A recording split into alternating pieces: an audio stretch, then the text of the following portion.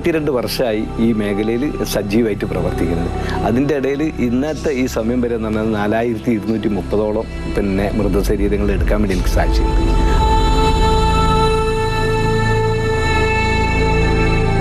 അതോടൊപ്പം തന്നെ ഒരാളെ കയ്യിൽ നിന്ന് ഒരു ചില്ലി കാശ് പോലും ഇന്നത്തെ സമയം വരെ വാങ്ങിയിട്ടില്ല. അതുമാത്രമല്ല, അതിൽ ഏതാണ്ട് 40 വർഷം ഒറ്റക്കായിരുന്നെങ്കിൽ ഇപ്പം ഞാൻ എൻ്റെ കൂടെ 6 ആളുകളെ ഞാൻ കൂട്ടിയിട്ടുമുണ്ട്.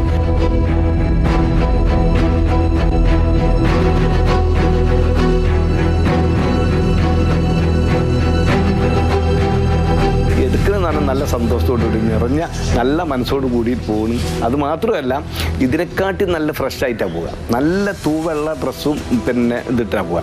അത് പോകാനുള്ള കാരണം എന്താണെന്ന് വെച്ചാൽ, ഈ ആളുകൾക്കൊരു കാഴ്ചപ്പാടുണ്ട്, പോലീസ് 1-2 ആളുകളെ മദ്യപിച്ച് ലെക്ക് കെട്ടിട്ട് അവരങ്ങനെ താങ്ങി പിടിച്ച് കൊണ്ടുവരും ഈ ബോഡി എടുക്കാൻ.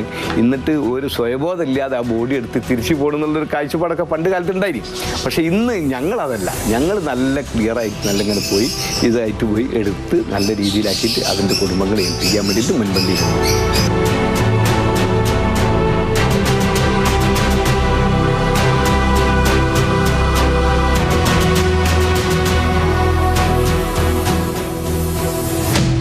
തുടക്കം എന്ന് പറഞ്ഞാൽ എനിക്കന്ന് 17 വയസ്സാണ്.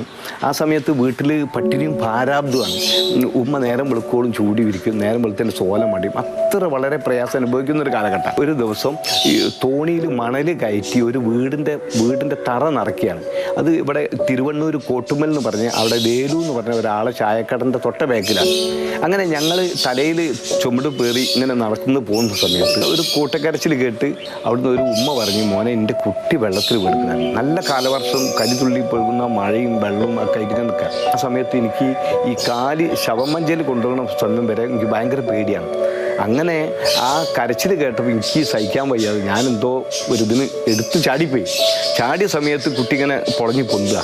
ആ സമയത്ത് കുട്ടീനെ എവിടെക്കോ വാരി പിടിച്ച് കുട്ടീനെ കരയെ കയറ്റിയ സമയത്ത് ആ പ്രദേശത്തുള്ള ആളുകൾ ആ കുട്ടീനെ എടുത്ത് ഈ പോയാസ് ഹോസ്പിറ്റലിൽ കൊണ്ടുപോയി. കുട്ടി മരണപ്പെട്ടിട്ടുണ്ടായിരുന്നു. അങ്ങനെ ഞങ്ങൾ ജോലി ഒഴിവാക്കി ഞങ്ങൾ ഇങ്ങോട്ട് പോന്നു. 4 ദിവസം കഴിഞ്ഞപ്പോൾ ഞങ്ങളവിടെ വീണ്ടും ജോലിക്ക് പോയപ്പം ആ പ്രദേശത്തുള്ളൊരു കാരണവർ വടിയും കുത്തി പിടിച്ച് വന്ന് അത് നമ്മളെ കൂടുതൽ ആളുകളോട് ആരാണ് ഈ കുട്ടീനെ എടുത്തത്. അപ്പം എൻ്റെ കൂടുതൽ ആളുകൾ പറഞ്ഞാൽ കേൾക്കില്ല, ഗുരുത്തക്കേടാണ്, അങ്ങനെയാണ് ഇങ്ങനെയാണ്.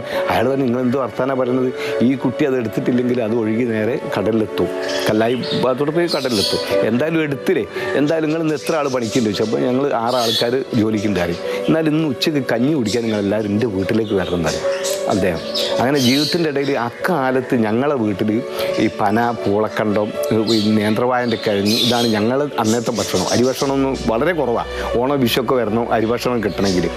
അങ്ങനെ അദ്ദേഹം ഞങ്ങളെ വീട്ടിലേക്ക് കഞ്ഞി കുടിക്കാൻ വേണ്ടി വിളിച്ചു. ഞങ്ങളവിടെ ചെന്നപ്പോൾ മഞ്ഞ നിറത്തിലുള്ള ചോറും ഈ ഇറച്ചിയും ഇളവനിട്ടിട്ടുള്ളൊരു കറി.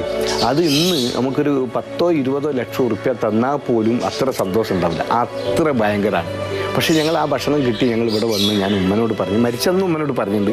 ഭക്ഷണം കിട്ടിയപ്പോൾ ഉമ്മ പറഞ്ഞു, മോനെ നമ്മളെ വീടിൻ്റെ തൊട്ടടുത്തൊക്കെ ഒരുപാട് കല്യാണങ്ങളും ആഘോഷങ്ങളൊക്കെ ഉണ്ടാകും, നമ്മൾ വിളിക്കണം, നമ്മൾ കയറി ചെല്ലണമെങ്കിൽ.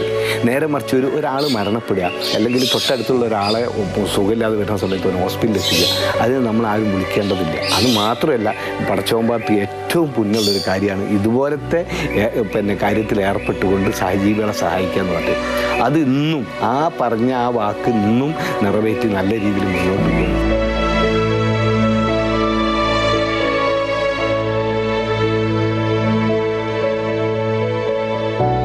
ഏതാണ്ട് ഒരു 4 വർഷം മുമ്പേ കോഴിക്കോട് പുത്തൂർ മഠത്തിൽ ഒരാൾ ഒരു തോട്ടിൽ വീണ് മരണപ്പെട്ടെന്ന് പന്തീരങ്കാവ് പോലീസിൻ്റെ അറിയിപ്പുണ്ടായി. ഞാൻ അവിടെ എത്തിയ സമയത്ത് അഴുകിപ്പൊഴുത്ത് വളരെ ദുർഗന്ധം ലഭിക്കുന്ന പുഴുക്കളാൽ നിറഞ്ഞിട്ടുള്ള 4 ദിവസം വെള്ളത്തിലുള്ളൊരു ബോഡിയാണ്.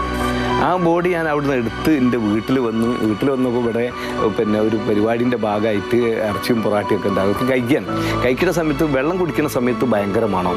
വീണ്ടും ഈ കൈ കൊണ്ട് തിന്നുമ്പോൾ ഇല്ല, വെള്ളം കുടിക്കുന്ന സമയത്ത് വീണ്ടും മണം, ഒരു പിടുത്തമില്ല. നല്ലോണം ഹാൻഡ് വാഷൊക്കെ ഇട്ട് വളരെ ക്ലീനാക്കിയിട്ടാണ് നിന്നത്. പിന്നെ നോക്കുമ്പോഴാണ് ഈ മൂതരത്തിൻ്റെ അടിയിൽ അദ്ദേഹത്തിൻ്റെ തൊലിഭാഗം ഒട്ടി നിൽക്കുന്നതാണ്. അപ്പോൾ അതെടുത്ത് ഒഴിവാക്കിയപ്പോൾ പിന്നെ ആ പ്രശ്നമൊന്നുമില്ല. അതുപോലെ കേരളത്തിൽ അറിയപ്പെടുന്ന ഒരു ആക്സിഡൻ്റാണ് കടലുണ്ടി ട്രെയിൻ അപകടം, പൂക്കിപ്പറമ്പ് ബസ് അപകടം, മുട്ടായിത്തെരുവ് തീപിടുത്തം, ആനക്കാമ്പോയിൽ പുല്ലൂരമ്പാറ, അതുപോലെ തന്നെ കുറ്റ്യാടി മരുതോങ്കരയിൽ പശുക്കടവിൽ മരുതോങ്കരയിലൊക്കെ ഉരുൾപൊട്ടലുണ്ടായ സമയത്ത് അവിടെ ഓടിയെത്താനും എന്നെക്കൊണ്ട് കഴിയുന്ന രീതിയിലുള്ള സേവന പ്രവർത്തനങ്ങൾ ചെയ്യാനും സാധിച്ചിട്ടുണ്ട്. ശരീരത്തിന് ആയുസ്സും ആരോഗ്യവും ആഫിയത്തും ഉള്ളിടത്തോളം കാലം ഇത് നല്ല രീതിയിൽ തന്നെ മുന്നോട്ട് കൊണ്ടുപോകണം എന്ന് തന്നെയാണ് എൻ്റെ പ്രതീക്ഷ.